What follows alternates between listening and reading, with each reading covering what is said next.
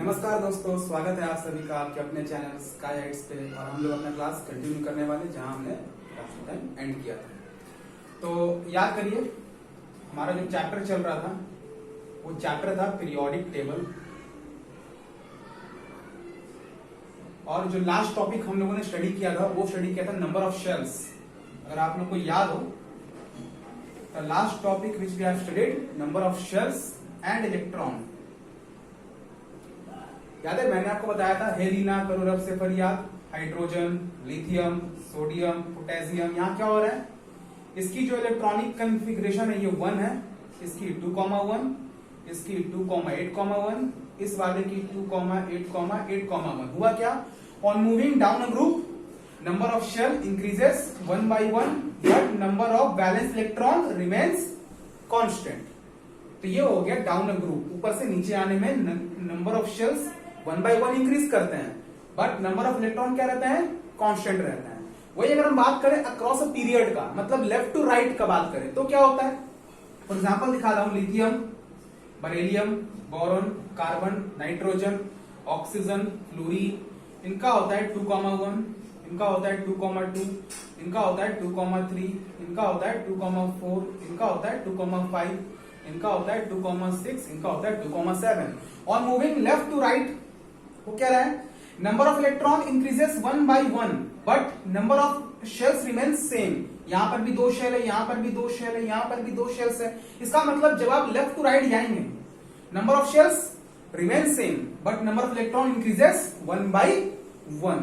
Okay, तो this too we have done in the our previous classes.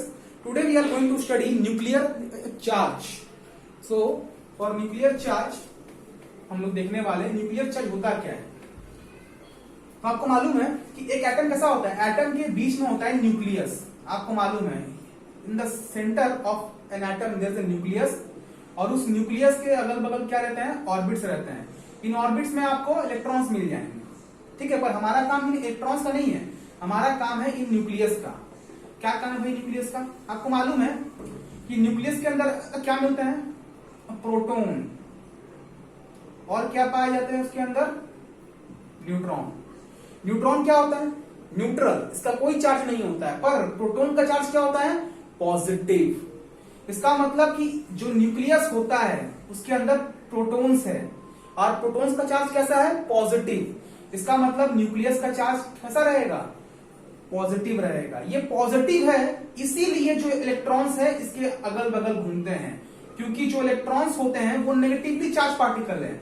Electrons कैसे हैं, electrons negatively charge particle है, और protons कैसे हैं, पॉजिटिवली चार्ज पार्टिकल है। तो ये इनको अट्रैक्ट करते हैं ताकि ये अपने ऑर्बिट्स में रहे, ऑर्बिट्स को छोड़ के बाहर ना जाए। The total charge inside a nucleus due to the protons is called nuclear charge. Nucleus के अंदर प्रोटॉन्स की वजह से जो भी चार्ज होता है उसी को हम लोग क्या बोलते हैं, न्यूक्लियर चार्ज बोलते हैं। कोई दिक्कत, आई थिंक आप लोग को अभी तक कोई दिक्कत नहीं होगा। तो मैं एक बार दोबारा न्यूक्लियर चार्ज को एक्सप्लेन कर देता हूं। तो अगर देखा जाए न्यूक्लियर चार्ज के बारे में, तो यहां लिखा हुआ है दैट द हाइड्रोजन, एक second, in the book there is yes, it is the positive charge present in the nucleus of an atom. ये क्या होता है, पॉजिटिव चार्ज है। कहां मिलेगा आपको, एटम के न्यूक्लियस में ही आपको ये चार्ज मिल जाएगा। Which is equal to the number of protons in the nucleus, मतलब न्यूक्लियस में जितना प्रोटॉन रहेगा उतना ही उसका न्यूक्लियर चार्ज रहेगा। अब हम लोग पढ़ने वाले हैं, यहाँ पर न्यूक्लियर चार्ज खत्म हो चुका है। क्या पढ़ लिया हम लोगों ने नंबर ऑफ शेल्स पढ़ लिया। इसके अलावा हम लोगों ने नंबर ऑफ इलेक्ट्रॉन्स पढ़ लिया, कौन कहां घटता है और कहां बढ़ता है, और न्यूक्लियर चार्ज पढ़ लिया कि जितना सेंटर में न्यूक्लियस में प्रोटॉन्स रहेगा उतना ही उसका पॉजिटिव चार्ज रहेगा, और उसी पॉजिटिव चार्ज को हम लोग क्या बोलते हैं, उसी को हम लोग न्यूक्लियर चार्ज बोलते हैं। अब हम लोग देखने वाले हैं कि एटॉमिक साइज के बारे में। चलिए, हमारा अगला टॉपिक है एटॉमिक साइज। क्या होता है एटॉमिक साइज, चलिए एटॉमिक साइज को हम लोग समझते हैं थोड़ा डिटेल में, होता क्या है एटॉमिक साइज, ठीक है। चलिए शुरू किया जाए एटॉमिक साइज को। तो एटॉमिक साइज क्या, देखिए यहाँ पे लिखा हुआ है, it is a distance between the centre of a nucleus of an atom to its outermost shell. अगर आप कोई एटम का डायग्राम बनाते हैं तो ये आपका न्यूक्लियस है, ठीक है। और ये क्या है, ये न्यूक्लियस का आउटर मोस्ट ऑर्बिट तक जाना है हमें। सेंटर से लेकर के आउटर मोस्ट ऑर्बिट तक की जो दूरी होती है, इस दूरी को हम लोग क्या बोलते हैं, इसी को हम लोग एटॉमिक साइज भी बोलते हैं, या इसका एक और नाम है एटॉमिक रेडियस। तो याद रखिएगा, इसी को क्या बोलते हैं हम लोग, it is called atomic radius, या इसी को नाम दिया गया एटॉमिक साइज। तो याद रखिएगा, the distance between the centre of nucleus to the outermost orbit is called atomic radius. पर आपको मालूम है कि एक सिंगल एटम इस पूरे यूनिवर्स में मिल पाना इम्पॉसिबल है। क्यों? क्योंकि ये लोग अनस्टेबल होते हैं, ये अनस्टेबल है इसीलिए ये रिएक्ट करते हैं, और अगर ये रिएक्ट करेंगे तो ये कभी भी आपको सिंगल नहीं मिलेंगे, ये हमेशा किसी दूसरे एटम से आपको कंबाइंड मिलेंगे। अब अगर आपको ये कंबाइंड मिलेंगे तो सर उनका एटॉमिक साइज कैसे निकाला जाएगा? उसका भी तरीका है। सपोज कर लीजिए ये एक एटम है और ये भी एक एटम है, और ये दोनों एटम क्या है, कंबाइंड है, दोनों ने रिएक्ट कर लिया और कंबाइन कर लिया। ये इस वाले का सेंटर है, ये इस वाले का सेंटर है, दोनों के बीच का जो सेंटर का दूरी है, याद रखिएगा, दोनों एटम के बीच के सेंटर का जो दूरी है इसे हम इंटर न्यूक्लियर डिस्टेंस बोलते हैं। It is called inter nuclear distance बोलते हैं। इसको मैं डी लिख दे रहा हूं, ठीक है। The distance between the centre of the two nucleus is called inter nuclear distance. और जब आप इसका हाफ करेंगे तो आपको मिल जाएगा एटॉमिक साइज। तो अगर इस केस में आपको एटॉमिक साइज निकालना है तो करना क्या पड़ेगा आपको, d/2, मतलब इंटर न्यूक्लियर डिस्टेंस का हाफ करना पड़ता है। तो यहां से एक इसका डेफिनेशन और आ गया, that atomic radius can also be defined as half the internuclear distance between the combined atom. जब दो एटम कंबाइंड रहेगा तो उनके बीच का जो इंटर न्यूक्लियर डिस्टेंस है, अगर आप उसका हाफ करेंगे तो वो भी आपको एटॉमिक साइज देगा। तो मैंने आपको दिखा दिया, अगर एक सिंगल एटम रहेगा लाइक नोबल गैस, तो सेंटर से लेकर के आउटर मोस्ट ऑर्बिट तक की जो दूरी होगी उसे क्या बोलेंगे, एटॉमिक साइज बोलेंगे। और अगर एटम्स कंबाइंड रहेगा तो दोनों के सेंटर की जो बीच की दूरी, जिसे हम इंटर न्यूक्लियर डिस्टेंस कहते हैं, अगर आप इसका हाफ करेंगे तो आपको एटॉमिक साइज मिल जाएगा। अब एटॉमिक साइज क्या है? Atomic size is a measurable quantity, इसे आप मेजर कर सकते हैं। अगर ये मेजरेबल क्वांटिटी है then it must have some units. It's a measurable quantity, therefore it must have some units. और इसका दो यूनिट्स है, पहला एंगस्ट्रॉम। याद रखिएगा, हम लोग एटॉमिक साइज को एंगस्ट्रॉम में मेजर करते हैं। एक एंगस्ट्रॉम कितना होता है? 10⁻⁻10 मीटर होता है एक एंगस्ट्रॉम। या फिर 1 पिकोमीटर, याद रखिएगा, इसको पिकोमीटर में भी हम लोग मेजर कर सकते हैं, जिसका मतलब होता है 10⁻12 मीटर। तो याद रखिएगा, किसी भी एटॉमिक साइज या एटॉमिक रेडियस को हम लोग मेजर करते हैं एंगस्ट्रॉम में या फिर पिकोमीटर में हम लोग उसको मेजर करते हैं। अब हमें क्या देखना है? हमें देखना है trends in the atomic size. अब ट्रेंड का मतलब क्या होता है? ट्रेंड का मतलब होता है, जैसे मैंने आपको अभी थोड़ी देर पहले बताया था कि जब आप डाउन द ग्रुप जाते हैं, मतलब टॉप टू बॉटम जाते हैं, तो क्या हो रहा है, नंबर ऑफ शेल्स चेंज करते हैं, इलेक्ट्रॉन्स रिमेन सेम रहता है, न्यूक्लियर चार्ज पता नहीं घटे या बढ़े। तो इन सब के घटने या बढ़ने से एटॉमिक साइज पे असर पड़ता है, मतलब एटॉमिक साइज भी घट सकता है, बढ़ सकता है। तो हमें देखना है कि जब आप डाउन द ग्रुप मूव करेंगे तो एटॉमिक साइज घटेगा या बढ़ेगा, या फिर अगर आप लेफ्ट टू राइट मूव करते हैं तब क्या एटॉमिक साइज घटेगा या बढ़ेगा। तो हमें वो चीज में भी जाना है यहाँ पर। चलिए उसको शुरू करते हैं। तो याद रखिएगा, एटॉमिक साइज कहाँ घटेगा और कहाँ बढ़ेगा ये डिपेंड करता है दो फैक्टर पे। The first factor is number of shells and the second factor is nuclear charge. Number of shells और न्यूक्लियर चार्ज, ये दो फैक्टर है जिस पर एटॉमिक साइज डिपेंड करता है। चलिए देखते हैं कैसे होता है।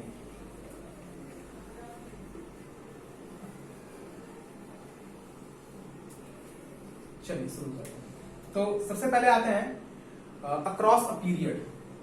First come cross a period. हम लोग क्या देख रहे हैं?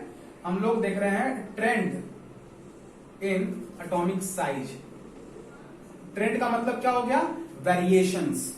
कि अगर मैं अक्रॉस अ पीरियड जाता हूं, लेफ्ट टू राइट जाता हूं, तो एटॉमिक साइज में कैसा वेरिएशंस आता है वो सब हमें यहां पर देखना है। चलिए, अगर मैं लेफ्ट टू राइट की बात करता हूं, पहले क्या आता है? सबसे पहले lithium, then beryllium, then boron, then carbon, then nitrogen, then oxygen, ठीक है। इसके बाद आएगा फ्लोरीन। और एक काम करिए, पहले आप कॉफी फील्ड रहने दीजिए, पहले आप समझिए, डाउन द ग्रुप समझिए पहले। पहले आते हैं हम लोग down the group. Down the group में कैसे होता है आपको मालूम है, पहला क्या होता है, हाइड्रोजन होता है, पता है ना आप लोग को। इसका जो इलेक्ट्रॉनिक कॉन्फ़िगरेशन होता है ये होता है 2,1। अगला क्या है हनीमल, लिथियम।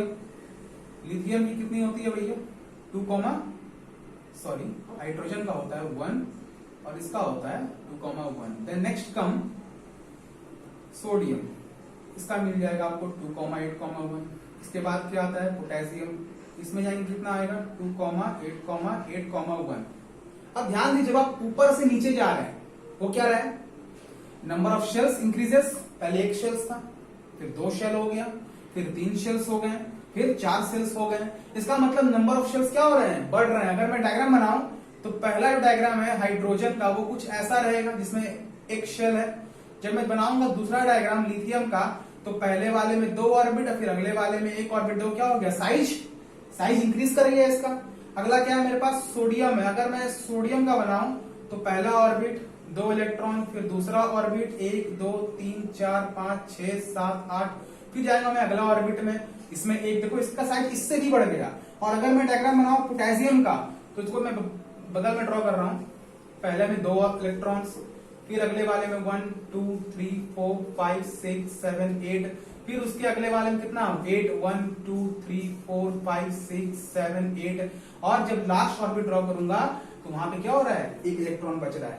इसका मतलब क्या है, इसका मतलब है कि जब आप डाउन द ग्रुप जाते हो तो क्या हो रहा है, नंबर ऑफ शेल्स इंक्रीज कर रहे हैं। और जब नंबर ऑफ शेल्स इंक्रीज करते हैं तो एटॉमिक साइज भी इंक्रीज करता है। इसका मतलब ये समझ में आ गया हमने को कि अगर नंबर ऑफ शेल्स अगर हम लोग बढ़ाएंगे तो एटॉमिक साइज बढ़ेगा। तो यहां से आप लोग को एक बात ध्यान में रखना है कि जब नंबर ऑफ शेल्स आप इंक्रीज करोगे तो क्या होगा, तब आपका जो एटॉमिक साइज है वो भी इंक्रीज कर जाएगा। तो ये तो बात हो गया एटॉमिक साइज का। न्यूक्लियर चार्ज का सर इसमें क्या रोल है, तो याद करिए मैंने बताया था न्यूक्लियर चार्ज क्या होता है, total charge in the nucleus which comes from proton. बताओ इसमें 1 इलेक्ट्रॉन है तो इसके अंदर जो होगा न्यूक्लियर चार्ज वो होगा ड्यू टू 1 प्रोटॉन, क्योंकि जितना इलेक्ट्रॉन उतना प्रोटॉन। इसमें क्या है, इसमें 3 इलेक्ट्रॉन है, इसका मतलब इसमें 3 प्रोटॉन है। इसका मतलब इसका न्यूक्लियर चार्ज इससे ज्यादा है, इसमें 11 इलेक्ट्रॉन है तो इसमें 11 प्रोटॉन भी है, मतलब इस वाले का न्यूक्लियर चार्ज इससे ज्यादा है। इसमें कितना है भाई, इसमें 16 16 3 19। इसका मतलब इसके अंदर 19 इलेक्ट्रॉन है, 19 प्रोटॉन भी है, मतलब इसका न्यूक्लियर चार्ज इससे भी ज्यादा है। अब बताओ न्यूक्लियर चार्ज करता क्या है, nuclear charge is a positive charge, electrons क्या होते हैं नेगेटिव। इसका मतलब न्यूक्लियर चार्ज उन सबको अट्रैक्ट करता है, इसको अंदर की ओर लाता है। इसका मतलब न्यूक्लियर चार्ज एटॉमिक साइज को बढ़ाता नहीं है, उसको घटाने का काम करता है। इसका मतलब अगर न्यूक्लियर चार्ज इंक्रीज करेगा तो क्या होगा, एटॉमिक साइज डिक्रीज करेगा। पर इस केस में ऐसा नहीं हो रहा है। अब देखो आप जितना नीचे आ रहे हो न्यूक्लियर चार्ज बढ़ रहा है, फिर भी क्या हो रहा है, एटॉमिक साइज बढ़ रहा है। क्यों, क्योंकि भले न्यूक्लियर चार्ज बढ़ रहा है पर नंबर ऑफ शेल्स भी तो इंक्रीज कर रहे हैं। नंबर ऑफ सेल्स का इंक्रीज न्यूक्लियर चार्ज के इंक्रीज से ज्यादा है, इसीलिए यहां पर एटॉमिक साइज बढ़ गया। तो याद रखिएगा कि अगर न्यूक्लियर चार्ज इंक्रीज करेगा तब क्या होगा, उस केस में एटॉमिक साइज डिक्रीज कर जाएगा। ठीक है, तो एग्जाम में आएगा that on moving down a group explain the trend और वेरिएशन इन एटॉमिक साइज। तो आप लिख क्या होगे, on moving down the group atomic size increases. Why, because on moving down the group number of shells increases 1 by 1 and nuclear charge also increases, but the increase of number of shells dominate the increasing nuclear charge, therefore size increases on moving down the group. जब आप नीचे जाते हैं तो number of sales का जो increment है वो न्यूक्लियर चार्ज के इंक्रीमेंट से ज्यादा होता है, इसीलिए इसका साइज बढ़ जा रहा है। तो ये हो गया बात डाउन द ग्रुप का। अब जाएंगे हम लोग अक्रॉस अ पीरियड में, तो मैं इसको मिटाता हूं। ठीक है,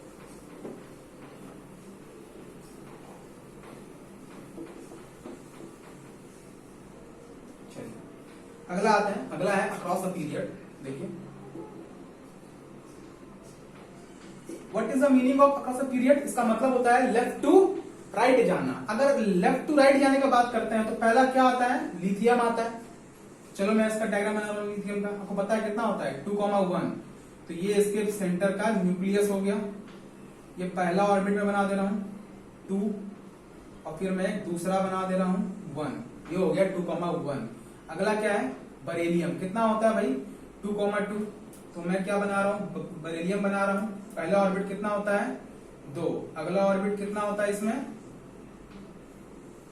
अगले में भी 2 होता है इसके अंदर। आखिर क्या है लिथियम बरेलियम के बाद बोरोन, कितना होता है बोरोन का 2,3, तो मैं यहाँ पर बोरोन बना रहा हूँ। ये इसका न्यूक्लियस, ये पहले वाले का 2, फिर मैंने अगला बनाया और कितना अगले वाले में 3, lithium beryllium boron, then comes carbon. Carbon का बनाऊंगा न्यूक्लियस कितना, पहले में 2 और फिर कितना, फिर अगले वाले में 4, देन कार्बन के बाद नाइट्रोजन कितना 2,5, तो इसमें जाता हूं नाइट्रोजन में। देखो ये नाइट्रोजन है, पहले वाले में 2 और कितना उसके अगले वाले में 2, 3, 4, 5। आफ्टर दैट ऑक्सीजन कितना भाई 2,6, तो ये ऑक्सीजन का न्यूक्लियस, पहले वाले में 2 और अगले वाले में 1, 2, 3, 4, 5, 6। Then come what, then come fluorine 2,7, ये फ्लोरीन है, ये इसका न्यूक्लियस 2 और ये इसके अगल बगल 1, 2, 3, 4, 5, 6, 7। तो आप ध्यान दीजिए जब आप लेफ्ट टू राइट मूव कर रहे हैं, हो क्या रहा है, जब आप लेफ्ट टू राइट मूव कर रहे हैं number of shells remain same. यहाँ पर भी 2 शेल्स है, यहाँ भी 2 शेल्स है, यहाँ भी 2 शेल्स है, यहाँ भी 2, यहाँ भी 2।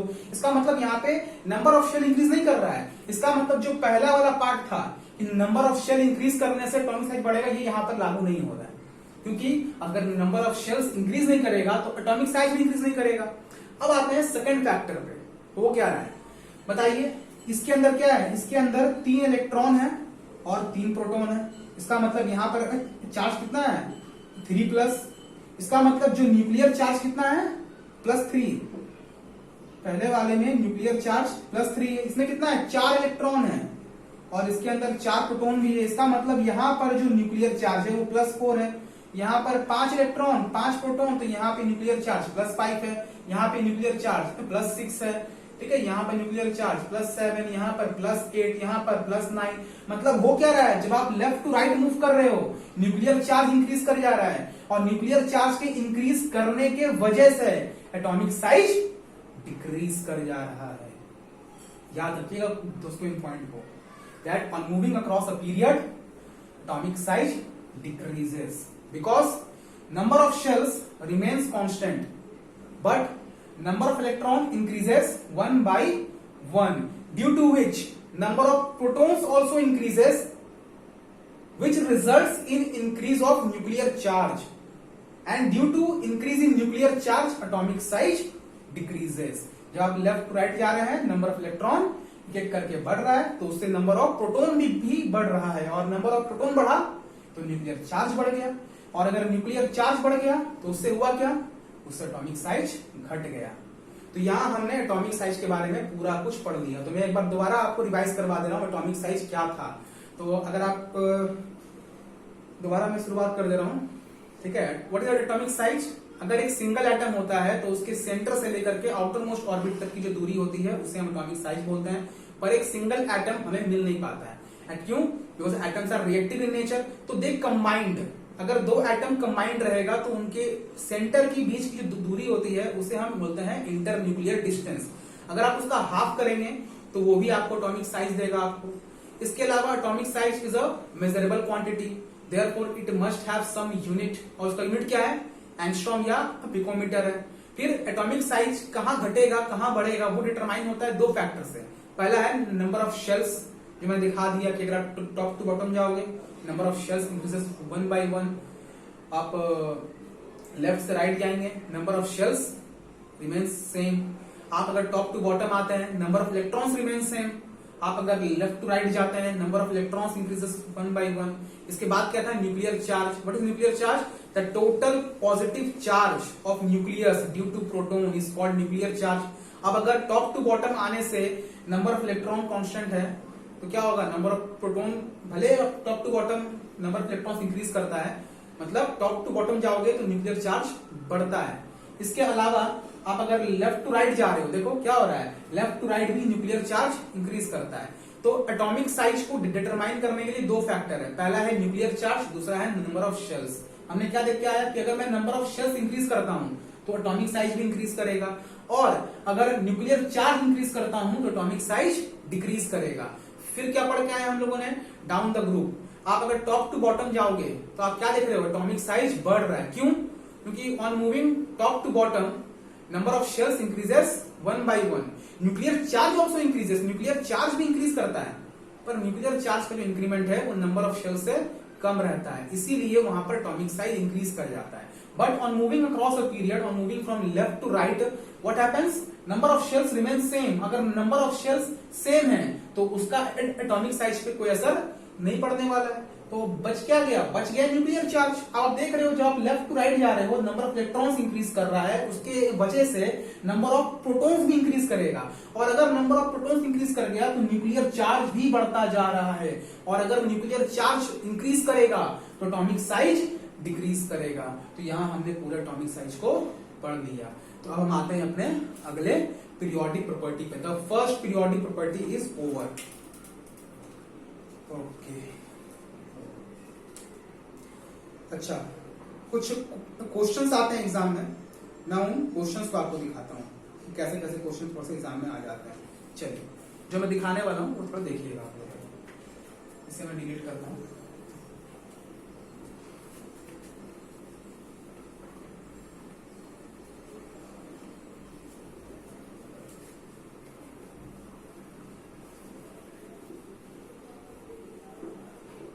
चलिए, मैं आता हूँ अगला टॉपिक में आता हूँ। चलिए, अब बताइए मेरे को, अगर मैं आपको 2, 4, 5 एलिमेंट का नाम दे देता हूँ। सपोज कर लीजिए मैंने लिख दिया सोडियम, मैंने लिख दिया लिथियम, मैंने लिख दिया फ्लोरीन, मैंने लिख दिया कार्बन, मैंने लिख दिया कैल्शियम। मैं बोलता हूं कि आप इनको अरेंज करो on decreasing order of atomic size. जिसका एटॉमिक साइज ज्यादा होगा वो पहले, जिसका एटॉमिक साइज होगा कम वो बाद में। तो कैसे करेंगे इसको? तो पहले आप चार्ट बनाओ, हाइड्रोजन, फिर helium, then lithium, beryllium, boron, carbon, nitrogen, oxygen, fluorine, neon, then sodium, magnesium, aluminium, silicon, phosphorus, sulphur, chlorine, argon, last में पोटेशियम और कैल्शियम। तो आपने फटाफट ये चार्ट बना लिया। अब बताओ लिथियम कहाँ है? लिथियम इस जगह पर है। फिर क्या है? कार्बन इस जगह पर है। फिर क्या है? फ्लोरीन इस जगह पर। तो ये तीनों क्या है? एक पीरियड का है ना। और हम लोग क्या पढ़ के आए थे, जब आप लेफ्ट टू राइट जाते हो क्या होता है भाई? एटॉमिक साइज डिक्रीज करता है। इसका मतलब सबसे बड़ा साइज किसका? लिथियम का, उसके बाद कार्बन का, उसके बाद फ्लोरीन का। अब क्या बच गया मेरे पास? मेरे पास बच गया है सोडियम और कैल्शियम। तो ये रहा सोडियम और कैल्शियम। मैंने क्या पढ़ के आया था? अगर आप टॉप टू बॉटम जाते हो क्या होता है? एटॉमिक साइज इंक्रीज करता है। इसका मतलब कि कैल्शियम का एटॉमिक साइज सोडियम से ज्यादा है, और सोडियम लिथियम के नीचे है, मतलब सोडियम का ज्यादा है लिथियम से। इसका मतलब आई कैन से दैट कि sodium is more than lithium and the calcium is more than sodium. तो ये हो गया उनका atomic size in decreasing order. तो आई थिंक आप लोग को समझ में आ गया। एग्जाम में अगर ऐसे क्वेश्चन आ गए तो आप इसको बना करके आप इसको ऐसे चेक कर सकते हैं। चलिए यहां से आगे बढ़ते हैं। अब मुझे कुछ और भी दिखाना है आपको। चलिए अब मैं कुछ दिखाने वाला हूं, देखिए।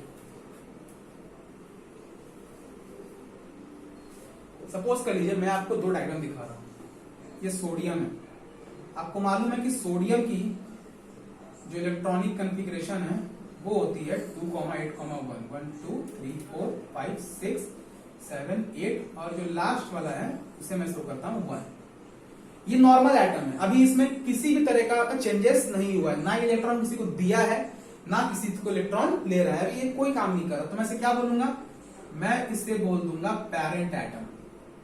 I will call it parent atom. अब मैं क्या करवा रहा हूं? मैं करवा रहा हूं -1 इलेक्ट्रॉन। मतलब ये अपना एक इलेक्ट्रॉन किसी को दे चुका है, किसी को दे दिया है। अब अगर ये अपना इलेक्ट्रॉन किसी को दे देगा तो क्या होगा? पहले वाले में 2, फिर क्या होगा? पहले वाले में तो 2 आएगा, फिर उसके अगले वाले में 1 2 3 4 5 6 7 8। चार्ज कितना आ गया? +1। फिर मैंने सिखाया था कि अगर कोई एक देगा तो उसकी जो वैलेंसी कितनी होती है? +1 होती है। अब कितना हो गया ये? अब ये हो गया 2,8, और पहले था कितना?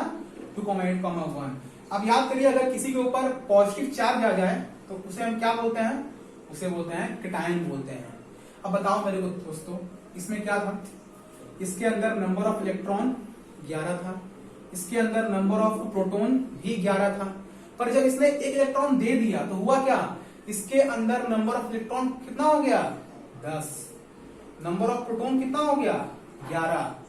अब बताओ मेरे को, पहले ये 11 प्रोटॉन 11 इलेक्ट्रॉन को अपनी ओर खींच रहा था, पहले ये 11 प्रोटॉन इन 11 इलेक्ट्रॉन्स को अपनी ओर अट्रैक्ट कर रहा था। अब क्या हो गया, अब देखो प्रोटॉन क्या हो गया 11 का 11 ही है, पर इलेक्ट्रॉन कितना हो गया 10, मतलब अब न्यूक्लियर चार्ज बढ़ गया। इस केस में क्या हो गया, न्यूक्लियर चार्ज बढ़ गया, और न्यूक्लियर चार्ज बढ़ने के कारण क्या हो गया, इसका साइज घट गया इसका।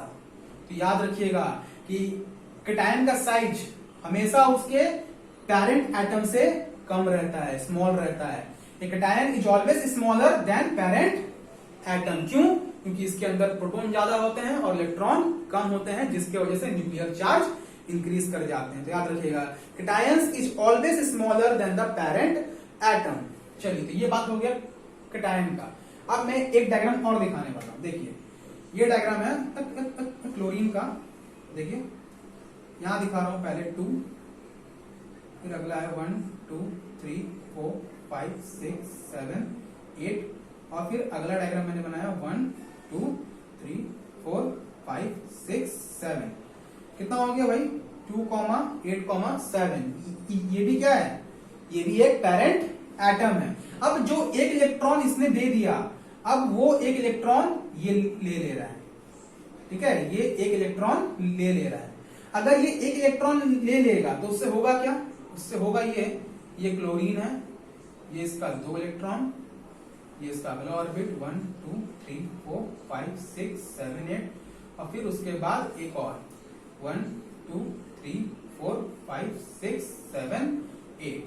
चलिए हुआ क्या अंतर, देखिए यहाँ पे कितना है 2 8 7, इसका मतलब यहाँ पे इलेक्ट्रॉन 17 है और यहाँ पर प्रोटॉन भी 17 है। पर जब एक इलेक्ट्रॉन इसने ले लिया तो हुआ क्या, हुआ ये कि इसके अंदर जो इलेक्ट्रॉन था वो कितना हो गया 18, और प्रोटॉन कितना रह गया 17। अब हुआ क्या दोस्तों, यहाँ पर 17 प्रोटॉन 17 इलेक्ट्रॉन्स को अट्रैक्ट कर रहा था, पर अब क्या हो गया, प्रोटॉन उतना ही है, इलेक्ट्रॉन बढ़ गया। इलेक्ट्रॉन बढ़ने के कारण हुआ क्या, हुआ ये इसका न्यूक्लियर चार्ज घट गया, और न्यूक्लियर चार्ज घटने के कारण अब ये न्यूक्लियस इसको ज्यादा पावर से अट्रैक्ट नहीं कर पाता। क्या हो गया, इसका साइज बढ़ गया। न्यूक्लियर चार्ज घटने के वजह से एटॉमिक साइज बढ़ गया, और अगर ये एक इलेक्ट्रॉन ले चुका है तो इसके ऊपर चार्ज क्या आएगा -1, जिसके ऊपर आता है चार्ज माइनस, इनको हम क्या बोलते हैं, इनको हम लोग एनायंस बोलते हैं, याद रखिएगा। तो आप क्या देख रहे हैं, आप देख रहे हैं कि एनायंस का साइज क्या है, पेरेंट एटम से ज्यादा है। इसका मतलब an anion is always larger than parent atom. क्यों, क्योंकि इसके अंदर इलेक्ट्रॉन ज्यादा है और प्रोटॉन कम है, जिसकी वजह से न्यूक्लियर चार्ज घट चुका है। इसीलिए एनायंस का साइज पेरेंट एटम से हमेशा ज्यादा रहता है। तो ये हो गया हमारा यहाँ पे खत्म दूसरा टॉपिक। एक टॉपिक और है, एक क्वेश्चन एग्जाम में और आता है, मैं वो भी दिखा देता हूँ आपको। तो एग्जाम में अगर आ गया, फिल द ब्लैंक्स करके एग्जाम में क्वेश्चन आता है कि cations is always dash than the parent atom, तो क्या होगा smaller. Anions are always dash than the parent atom, तो क्या होगा लार्जर। तो ये वर्ड याद रखिएगा, ठीक है। चलिए आगे बढ़ते हैं।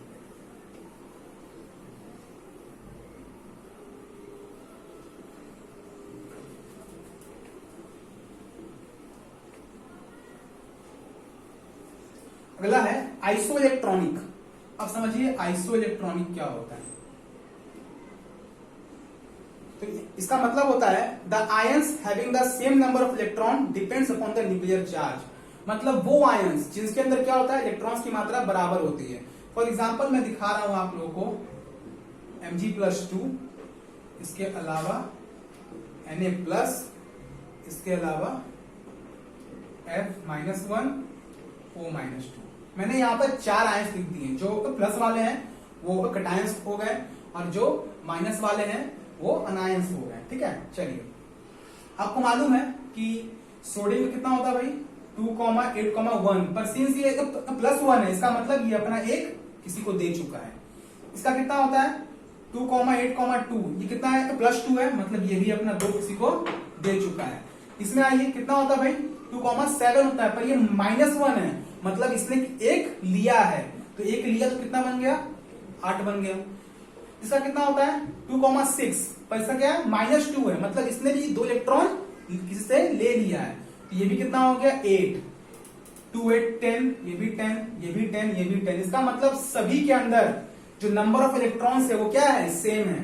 तो याद रखिएगा, वो आयंस जिनके अंदर नंबर ऑफ इलेक्ट्रॉन्स क्या होते हैं? सेम होते हैं, उसको क्या बोलते हैं हम लोग? उसको बोलते हैं आइसो इलेक्ट्रॉनिक बोलते हैं हम लोग। चलिए अब बताइए, इलेक्ट्रॉन्स तो इसके अंदर घट गया, पर नंबर ऑफ प्रोटॉन्स चेंज नहीं होता है, क्योंकि नंबर ऑफ प्रोटॉन्स कहां पे होते हैं? न्यूक्लियस में, वो चेंज नहीं करते हैं। इसका मतलब इसके अंदर जो नंबर ऑफ प्रोटॉन्स की बात करेंगे, तो इसके अंदर 12 प्रोटॉन है, इसके अंदर 11, इसके अंदर कितना हो जाएगा?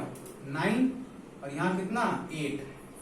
अब ध्यान दीजिएगा दोस्तों, यहां पर इलेक्ट्रॉन्स कितना कितना है? 10 इलेक्ट्रॉन, 10 इलेक्ट्रॉन, यहां भी 10 इलेक्ट्रॉन, और यहां भी 10 इलेक्ट्रॉन। तो बताओ यहां पर क्या है? प्रोटॉन ज्यादा है, यहां भी प्रोटॉन ज्यादा है, पर यहां पर इलेक्ट्रॉन ज्यादा है, और यहां पर इलेक्ट्रॉन ज्यादा है। जहां पर प्रोटॉन ज्यादा होगा, इसका मतलब वहां पे इन दोनों में न्यूक्लियर चार्ज ज्यादा है, और अगर न्यूक्लियर चार्ज ज्यादा तो क्या होगा? इन दोनों का एटॉमिक साइज छोटा होगा। यहां पे आइए, यहां क्या हो रहा है? यहां उल्टा है ना, यहां पे नंबर ऑफ इलेक्ट्रॉन ज्यादा है, इसका मतलब यहां पर क्या है? न्यूक्लियर चार्ज घट गया। और अगर इन दोनों का न्यूक्लियर चार्ज घट गया, मतलब क्या? इसका साइज बड़ा हो जाएगा। अब बताओ, इनके बीच डिफरेंस कितने का है? 2 का है, और इसके बीच डिफरेंस कितने का है? 1 का है। तो सबसे बड़ा साइज किसका होगा? O-2 का होगा, क्योंकि यहाँ पे 2 प्रोटॉन की कमी है और यहाँ पर 1 की कमी है। तो याद रखिएगा, सबसे बड़ा साइज किसका है? O-2 का। उसके बाद किसका है? उसके बाद F-1 का है। अब यहाँ आते हैं, देखिए यहाँ पे कितने का डिफरेंस है? 2 का, और यहाँ कितने का डिफरेंस है? 1 का। तो क्या होगा? यहाँ पे डिफरेंस 2 का है, मतलब यहाँ पे 2 चार्ज पॉजिटिव का ज्यादा है, उसका साइज छोटा होगा, और यहाँ पे सिर्फ 1 ज्यादा है, तो इसका साइज इससे बड़ा होगा। तो इसके बाद क्या आएगा? इसके बाद आएगा Na+, और उसके बाद क्या आएगा? इसके बाद आएगा हमारा Mg+2। तो आपको ये ध्यान देना है कि जब भी आइसो इलेक्ट्रॉनिक का क्वेश्चन एग्जाम में आएगा, तो आप नंबर ऑफ इलेक्ट्रॉन बनाओ और नंबर ऑफ प्रोटॉन बनाओ। और आप देखो, इसमें 8 प्रोटॉन था, है ना भाई? तो क्या हो गया? सबसे बड़ा साइज इसका, फिर इसमें 9 प्रोटॉन था, फिर सबसे बड़ा साइज इसका आया, फिर देखो इसमें 11 था, तो फिर इसका आया, 12 है तो फिर उसका आया। इसका मतलब आपको नंबर ऑफ प्रोटॉन्स पे ध्यान देना है। क्यों? क्योंकि नंबर ऑफ इलेक्ट्रॉन्स तो उतना ही है इस सब में, ये तो सेम है ना, तो आपको नंबर ऑफ इस पे ध्यान देना है, प्रोटॉन पे। जिसमें प्रोटॉन ज्यादा होगा उसका न्यूक्लियर चार्ज ज्यादा होगा, छोटा होगा वो। जिसमें तो कम होगा वहां पे न्यूक्लियर चार्ज कम होगा, उसका इसमें बड़ा होगा। तो जब भी क्वेश्चन आइसो इलेक्ट्रॉनिक का आएगा, तो आपको केवल नंबर ऑफ प्रोटॉन्स देखना है। जिसका प्रोटॉन कम उसका साइज ज्यादा, जिसका प्रोटॉन ज्यादा उसका साइज कम। तो ये क्वेश्चन था आइसो इलेक्ट्रॉनिक का। चलिए यहां से आगे बढ़ते हैं। आफ्टर आइसो इलेक्ट्रॉनिक जो हमारा दूसरा फैक्टर होना चाहिए वो है आयनाइजेशन पोटेंशियल में आते हैं हम लोग। क्या होता है आयनाइजेशन पोटेंशियल? चलिए स्टार्ट करते हैं आयनाइजेशन पोटेंशियल। तो मैं इसे इरेज कर दूं फ्रेंड्स।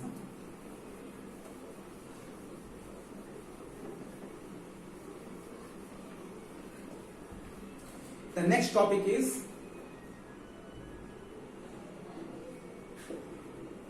ionization potential। सबसे पहले इसकी जो डेफिनेशन है उसको समझना बहुत जरूरी है। मैं यहां पे उतार दे रहा हूं, आप लोग अपने घर में कॉपी कर लें, ठीक है? It is the amount of energy released, it is the amount of energy released on removing one electron. It is the amount of energy released on removing one electron from its outermost orbit, from its outermost orbit to convert a neutral isolated gaseous atom to convert a neutral isolated gaseous atom into a positively charged gaseous atom। अब जो मैंने definition लिखाया है इसको समझते हैं कि आपकी डेफिनेशन बोल क्या रहा है। ठीक है, यहाँ क्या लिखा है, it is the amount of energy release. तो देखिए जो मैं दिखा रहा हूं उसको देखिए, सपोज कर लो मेरे पास बहुत सारे एटम का एक गुच्छा है, मेरे पास बहुत सारा एटम का एक गुच्छा है और मेरे पास बहुत सारा सोडियम है। मेरे पास बहुत सारा सोडियम है, मैंने यहां से एक सोडियम निकाल लिया, केवल एक सोडियम। तो पहले ये भीड़ में था, अब ये अकेला है। ठीक है, प्लस क्या ये न्यूट्रल है, इसके ऊपर कोई चार्ज नहीं है, तो क्या मैं बोलूंगा कि ये न्यूट्रल है। इसके अलावा कैसा है ये आइसोलेटेड है। और दूसरा क्या, ये गैसियस एटम है। ये भीड़ से अलग हो गया इसीलिए आइसोलेटेड, कोई चार्ज नहीं है इसीलिए न्यूट्रल, और कैसा है, गैसियस एटम है। आपको मालूम है इसका कितना होता है इलेक्ट्रॉनिक कॉन्फ़िगरेशन, 2,8,1। मैं क्या कर रहा हूं, मैं इसका एक इलेक्ट्रॉन बाहर निकाल दे रहा हूं। देखो मैंने किया -1e, मतलब मैं चाहता हूं इसका एक इलेक्ट्रॉन बाहर निकल जाए। ठीक है, तो याद करिएगा जब इलेक्ट्रॉन बाहर निकलेगा ना, it is the amount of energy release नहीं होगा, एक सेकेंड गलती हो गया, it is the amount of energy required. ठीक है, याद रखिएगा, it is the amount of energy required or absorbed. मैं यहां उतार दे रहा हूं, और अब्सॉर्ब, याद रखिएगा, it is the amount of energy required or absorb on removing one electron. एक इलेक्ट्रॉन को रिमूव करने के लिए जितना एनर्जी रिक्वायर्ड होगा। तो देखो यहां पर उसको कुछ एनर्जी की रिक्वायरमेंट होगी, तो मैं यहां उतार दे रहा हूं, ये एनर्जी है जो उसको मैं सप्लाई कर रहा हूं, क्योंकि ये इलेक्ट्रॉन तो अपने आप निकलेगा नहीं, इलेक्ट्रॉन को निकालने के लिए कुछ एनर्जी हमें देना पड़ेगा। और जब ये इलेक्ट्रॉन बाहर निकल जाएगा तब ये क्या बन जाएगा, तब ये बन जाएगा Na+, मतलब कितना 2,8। अब बताइए भाई अगर Na+ हो गया, मैं इसको यहां लिख दे रहा हूं 2,8, अगर ये Na+ हो गया तो अब कैसा बन गया, अब बन गया positively charge. Now it's become positively charged gaseous atom. और जो एनर्जी मैंने सप्लाई की है इसी एनर्जी को हम क्या बोलेंगे, इसी एनर्जी को बोलेंगे आयनाइजेशन पोटेंशियल, या इसका एक और नाम है आयनाइजेशन एंथैल्पी भी बोलते हैं हम लोग। तो एक बार दोबारा इसकी डेफिनेशन उस पर आते हैं हम लोग। तो यहाँ क्या लिखा है, it is the amount of energy required or absorbed. देखो it is the amount of energy required or absorbed on removing one electron, एक इलेक्ट्रॉन को रिमूव करने के लिए from its outermost orbit, भी कहां से, आउटर मोस्ट ऑर्बिट में, to convert a neutral isolated gaseous atom into a positively charge gaseous atom. इसको इसमें कन्वर्ट करने के लिए, इलेक्ट्रॉन निकालने के लिए जिस एनर्जी की आवश्यकता पड़ेगी उसी एनर्जी को हम क्या बोलेंगे, आयनाइजेशन पोटेंशियल बोलेंगे। तो ये था दोस्तों डेफिनेशन आयनाइजेशन पोटेंशियल का। चलिए यहां से आगे बढ़ते हैं हम लोग। तो ये तो हो गया आयनाइजेशन पोटेंशियल। चलिए अब दोस्तों जो ये जो यहाँ भी लिखा हुआ है, the energy required to remove an electron, एक इलेक्ट्रॉन को रिमूव करने के लिए जिस एनर्जी की रिक्वायरमेंट होगी and convert it into a positively charged gaseous ion is called ionization energy और ionization potential या ionization enthalpy। इसका तीन नाम है, ionization energy भी बोलते हैं, ionization potential भी बोलते हैं, ionization enthalpy भी बोलते हैं इसे हम लोग। ठीक है, तो आप लोग नाम याद रखिएगा, एग्जाम में किसी भी नाम से क्वेश्चन आ सकते हैं। चलिए अब क्या देखना है मुझे यहाँ पर, ये तो हो गया। अच्छा अब मैं आपको दिखाऊंगा first ionisation energy, second ionisation, third ionisation energy. तो मैं इसको इरेज कर देता हूं एक बार। ठीक है,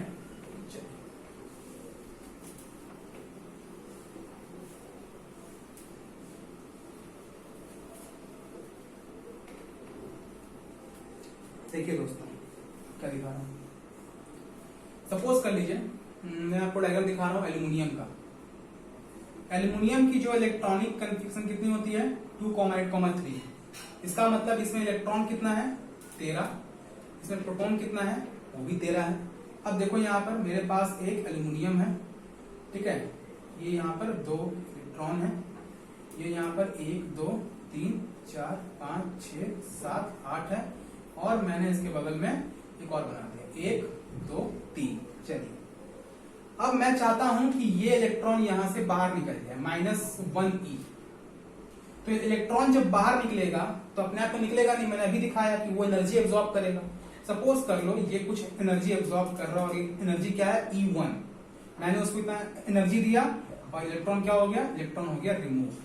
तो E1 क्या हो गया मेरा, E1 हो गया फर्स्ट आयनाइजेशन पोटेंशियल या फर्स्ट आयनाइजेशन एनर्जी हो गया।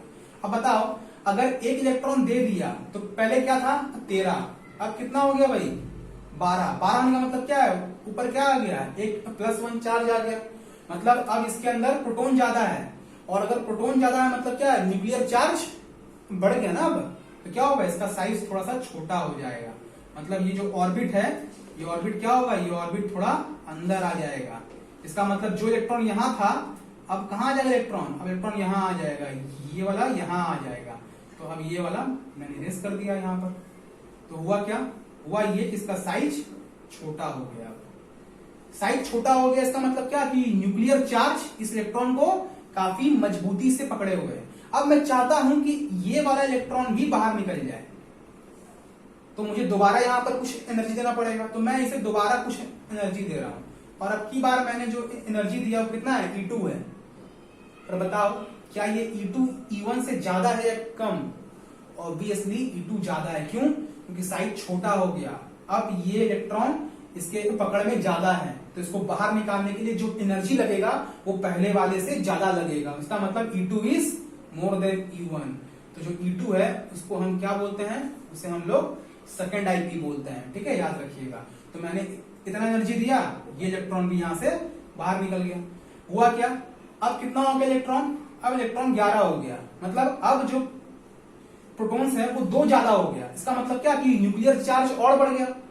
अगर न्यूक्लियर चार्ज और बढ़ गया तो क्या होगा, इसका साइज और छोटा हो जाएगा, बाहर वाला जो ऑर्बिट है वो और अंदर आ जाएगा। तो जो इलेक्ट्रॉन पहले वहां था अब कहां आ गया, अब अंदर आ गया। तो अंदर आ गया मतलब क्या कि ये वाला न्यूक्लियस अब इस इलेक्ट्रॉन को और मजबूती से पकड़े हुए है। तो अब अगर आप चाहते हो कि इस वाले को भी बाहर निकाल दें, तो अब की बार जो एनर्जी देना पड़ेगा आपको वो कितना होगा, E3। और E3 क्या होगा, पहले दोनों एनर्जी से ज्यादा होना चाहिए, मतलब E3 should be more than E2 and more than E1। क्यों, क्योंकि अब की बार ये और अंदर चला गया, इसको बाहर निकालने के लिए और एनर्जी देना पड़ेगा। तो E3 क्या कहलाएगा हमारा, E3 कहलाएगा हमारा थर्ड आयनाइजेशन पोटेंशियल। और जब थर्ड निकल जाएगा तो ये पूरा ऑर्बिट गायब हो गया, और ये क्या बन गया, इसके ऊपर चार्ज आ गया +3। तो याद रखिएगा E1 क्या है भाई, पहले इलेक्ट्रॉन को निकालने के लिए जो एनर्जी आपने दिया वो हो गया first ionisation potential. Second electron को निकालने के लिए एनर्जी दिया सेकंड आयनाइजेशन पोटेंशियल। थर्ड को निकालने के लिए जो एनर्जी दिया वो हो गया हमारा थर्ड आयनाइजेशन पोटेंशियल। और इसका ऑर्डर भी याद रखिएगा, that E3 is more than E2 is more than E1। ये हो गया बात आयनाइजेशन पोटेंशियल का। इसके अलावा ये भी बोला गया है that ionisation potential is measured in electron volt per atom, ठीक है, या फिर किलो जूल पर मोल। याद रखिएगा आयोनाइजेशन पोटेंशियल है क्या, ये एक तरह का एनर्जी है, क्योंकि यहां बोला गया ना it is the amount of energy absorbed और रिक्वायर्ड। तो अगर ये एक तरह का एनर्जी है, therefore energy is a measurable quantity, energy को आप मेजर कर सकते हो। अगर ये मेजरेबल है इसका मतलब it must have some kind of unit. इसका यूनिट क्या है, इसका यूनिट है इलेक्ट्रॉन वोल्ट पर एटम। याद रखिएगा ये इसका यूनिट है इलेक्ट्रॉन वोल्ट पर एटम, या इसका एक यूनिट और है किलो जूल पर मोल। याद रखिएगा it has 2 unit, electron volt per atom और किलो जूल पर मोल। तो यहां हमने बेसिकली सब कुछ इनके बारे में पढ़ लिया, क्या होता है हमारा आयनाइजेशन पोटेंशियल। अब यहां क्या देखना है हमें, अब दोबारा सेम चीज देखना है कि अगर आप टॉप टू बॉटम मूव करोगे तो वहां पर आयनाइजेशन पोटेंशियल घटेगा या बढ़ेगा, या फिर अगर आप लेफ्ट टू राइट मूव करोगे तो वहां घटेगा या बढ़ेगा। इसका मतलब now we are moving on trends of IP. Trends का मतलब वेरिएशन ऑन आयनाइजेशन पोटेंशियल।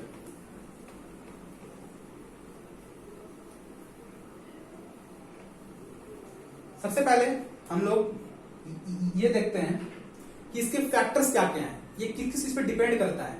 तो बेसिकली दो फैक्टर्स हैं यहाँ पर भी। पहला है नंबर ऑफ शेल्स, और दूसरा है हमारा न्यूक्लियर चार्ज। क्यों बताइए? अगर नंबर ऑफ शेल्स इंक्रीज करेगा, अगर नंबर ऑफ शेल्स इंक्रीज किया तो क्या होगा भाई? होगा ये कि एटॉमिक साइज इंक्रीज कर जाएगा, और अगर एटॉमिक साइज इंक्रीज कर गया इसका मतलब इलेक्ट्रॉन्स को बाहर निकाल पाना काफी आसान है। क्यों? अगर वो छोटा होगा इसका मतलब क्या कि न्यूक्लियस उसको अपने से बांधा हुआ है, उसको निकालना इतना आसान नहीं होगा। पर अगर साइज बड़ा होगा तो बाहर वाले इलेक्ट्रॉन को निकालना आसान होता है। इसका मतलब अगर नंबर ऑफ शेल इंक्रीज करोगे तो एटॉमिक साइज बढ़ेगा, और एटॉमिक साइज बढ़ने से क्या हो जाएगा बताइए? एटॉमिक साइज बढ़ने से क्या होगा? एटॉमिक साइज बढ़ने से होगा ये कि जो आयनाइजेशन पोटेंशियल है वो घट जाएगा, वो बढ़ेगा नहीं, वो घट जाएगा। क्यों ऐसा होगा? What is ionisation potential? It is the amount of energy required. अब अगर साइज बढ़ गया तो एनर्जी कम लगेगा, और अगर एनर्जी कम लगेगा इसका मतलब क्या है? उसका आईपी लो है, उसका आयनाइजेशन पोटेंशियल लो है। अब वही हम दूसरे वाले में आते हैं, अगर न्यूक्लियर चार्ज इंक्रीज करेगा तब क्या होगा? तब उसका एटॉमिक साइज डिक्रीज कर जाएगा, और अगर एटॉमिक साइज डिक्रीज कर गया इसका मतलब अब इलेक्ट्रॉन को बाहर निकालने के लिए जो एनर्जी लगेगा वो एनर्जी क्या है? वो एनर्जी लगेगा ज्यादा, और अगर एनर्जी लगेगा ज्यादा इसका मतलब क्या है कि उसकी जो आयनाइजेशन पोटेंशियल है वो इंक्रीज कर गया उस केस में। तो याद रखिएगा ये दो फैक्टर्स है, ठीक है, किसके लिए? आयनाइजेशन पोटेंशियल्स के लिए। चलिए देखते हैं हम लोग यहाँ पर ट्रेंड। तो पहला आते हैं ट्रेंड्स इन आयनाइजेशन पोटेंशियल में आते हैं। Trends in ionisation potential. पहला आते हैं दोस्तों अक्रॉस अ पीरियड। इसका मतलब क्या हो गया? Left to right. अगर आप लेफ्ट टू राइट जाओगे क्या क्या आएगा? Lithium, beryllium, boron, carbon, nitrogen, oxygen, fluorine, यही आएगा। कितना था दोस्तों? 2,1, 2,2, 2,3, 2,4, 2,5, 2,6 एंड 2,7। आप क्या देख रहे हैं? नंबर ऑफ शेल्स क्या है? सेम है। अगर नंबर ऑफ शेल्स सेम है तो एटॉमिक साइज पे उसका कोई असर नहीं पड़ने वाला, मतलब पहला वाला फैक्टर अभी यहां पर काम नहीं करेगा। दूसरे वाले में आते, इसमें क्या लिखा हुआ है देखो, दूसरे वाले फैक्टर में न्यूक्लियर चार्ज इंक्रीज करने पर एटॉमिक साइज घटता है। देखो यहाँ पे क्या हो रहा है? 3 इलेक्ट्रॉन्स है तो यहाँ पर 3 प्रोटॉन्स भी है, यहाँ 4 इलेक्ट्रॉन्स है तो 4 प्रोटॉन है, 5 इलेक्ट्रॉन तो 5 प्रोटॉन है। मतलब जब आप लेफ्ट टू राइट जा रहे हो तो जो नंबर ऑफ प्रोटॉन्स हैं वो बढ़ रहे हैं, और अगर नंबर ऑफ प्रोटॉन्स बढ़ेंगे तो क्या होंगे? न्यूक्लियर चार्ज भी इंक्रीज होगा, और अगर न्यूक्लियर चार्ज इंक्रीज करेगा दोस्तों तो क्या होगा? एटॉमिक साइज डिक्रीज करेगा। और अगर एटॉमिक साइज डिक्रीज कर गया, सपोज कर लो हम दिखा रहे हैं फ्लोरीन का, तो ये फ्लोरीन है, क्या होता है? यहाँ 2 होता है और इसके बाद कितना होता है? 7, 1, 2, 3, 4, 5, 6, 7। अगर आप चाहते हो कि इसको बाहर निकाल दें तो ये जो है ना ये न्यूक्लियस ये ऐसा होने नहीं देगा। क्यों? क्योंकि ये इसके बहुत नजदीक में है, ये इसको अट्रैक्ट करता है, इसको बाहर निकाल पाना बहुत मुश्किल है इस केस में।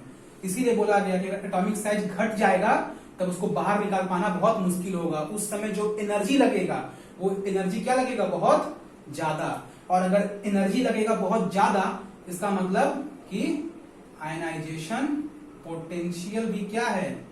ज्यादा है। इसीलिए जब आप लेफ्ट टू राइट मूव करते हो तो हम लोग क्या बोलते हैं? Ionisation potential increases. तो अगर एग्जाम में क्वेश्चन आ गया that on moving across a period explain the trend of ionisation potential, तो आप क्या बोलोगे? On moving across a period ionisation potential increases, because on moving across a period number of shells remain same but number of protons increases one by one, due to which nuclear charge increases and hence it is very difficult to remove the electrons, therefore ionization potential get increased। ये हो गया cross a period का। अब आते हैं हम लोग same चीज करेंगे डाउन द ग्रुप में आते हैं, तो वहां क्या होता है? चलिए उसको देख लेते हैं एक बार, डाउन द ग्रुप में क्या होता है। तो देखिए जब आप डाउन द ग्रुप में आते हैं तो ऊपर हाइड्रोजन है 1, फिर कितना है उसके बाद? Lithium 2,1, then sodium 2,8,1, then potassium 2,8,8,1। तो आप ध्यान दो, जब आप ऊपर से नीचे आते हो तो क्या हो रहा है, नंबर ऑफ शेल्स इंक्रीज कर रहा है, एटॉमिक साइज भी उसका इंक्रीज करेगा। और जब आप नीचे आ रहे हो तो देखो नंबर ऑफ इलेक्ट्रॉन्स और प्रोटॉन्स भी इंक्रीज कर रहा है। मतलब क्या, नीचे आने पे नंबर ऑफ शेल्स भी इंक्रीज करता है और न्यूक्लियर चार्ज भी इंक्रीज करता है। But the increase in nuclear charge dominate the increase in number of shell dominate the increase in nuclear charge. मतलब नंबर ऑफ सेल का इंक्रीमेंट न्यूक्लियर चार्ज से ज्यादा होता है। इससे क्या होता है, इसका साइज बढ़ जाता है। और अगर साइज बढ़ गया है, फॉर एग्जांपल मैं इसको दिखा दे रहा हूं, पोटेशियम का पहले में कितना 2 इलेक्ट्रॉन्स, फिर अगले वाले में 8 इलेक्ट्रॉन्स होते हैं यहाँ पर, फिर उसके अगले वाले में दोबारा यहाँ पर आपको 8 इलेक्ट्रॉन्स मिल जाएंगे, फिर उसके अगले वाले में कितना 1 इलेक्ट्रॉन। देखो ये इससे बहुत दूर है इस वक्त, तो ये दूर होने की वजह से क्या होगा, ये उसको इसकी जो पकड़ है इस इलेक्ट्रॉन पे काफी वीक है, तो काफी आसानी से आप इस इलेक्ट्रॉन को बाहर निकाल सकते हो, काफी इजिली। मतलब यहाँ पर जो एनर्जी लगेगा वो काफी लो लगेगा, और अगर एनर्जी लो लग रहा है इसका मतलब क्या है, आयनाइजेशन पोटेंशियल लो है। इसीलिए on moving down a group ionisation potential decreases, वो बढ़ता नहीं दोस्तों, वो घटता है वहां पर जाने पे। तो एग्जाम में अगर आगे तो आप लिख के आओगे on moving down a group ionisation potential decreases because number of shells increases and its increment is more than nuclear charge, therefore atomic size get increased and it is very easier to remove the electron and hence ionization potential get decreased। तो ये हो गया खत्म यहाँ पर ionization potential. तो आज हम लोगों ने 2 पीरियोडिक प्रॉपर्टीज की स्टडी कर ली है। पहला क्या पढ़ा हम लोगों ने, एटॉमिक साइज, दूसरा पढ़ा हम लोगों ने आयनाइजेशन पोटेंशियल। अभी भी 3 प्रॉपर्टीज बाकी है, electron affinity, electron negativity, metallic and non metallic character. तो आज क्लास के लिए इतना ही हो, बाकी टॉपिक हम लोग कंटिन्यू करेंगे अपने नेक्स्ट क्लास में। तो अगर ये वीडियो अच्छा लगा हो तो वीडियो को लाइक करें, शेयर करें और हमारे चैनल को सब्सक्राइब करें। चलिए अब मिलते हैं हम अगले क्लास में, बाय।